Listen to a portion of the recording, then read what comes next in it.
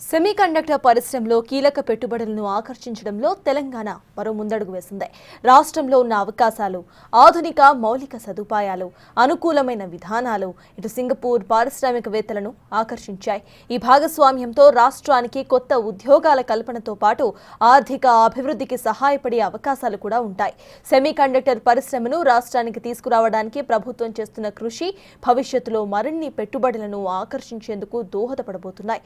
Hyderabad global innovative hub గా మార్చడంలో ఈ భాగస్వామ్యం కీలక పాత్ర పోషించబోతోంది.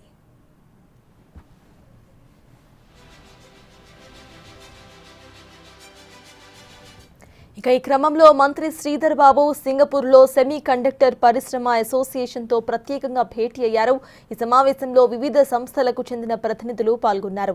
తెలంగాణలో పెట్టుబడి అవకాశాలపై చర్చించారు. రాష్ట్రంలో సెమీ కండక్టర్ పరిశ్రమ స్థాపనకు అందుబాటులో ఉన్న అనుకూల పరిస్థితులను మంత్రి వివరించారు.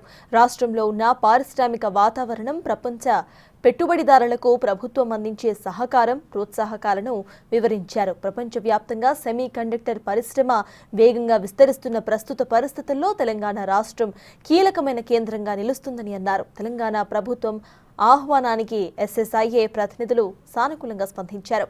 ఈ ఏడాది చివరిలో సింగపూర్ నుంచి తమ ప్రతినిధుల బృందం హైదరాబాద్ను సందర్శించి పరిశీలించబోతుందని తెలిపారు.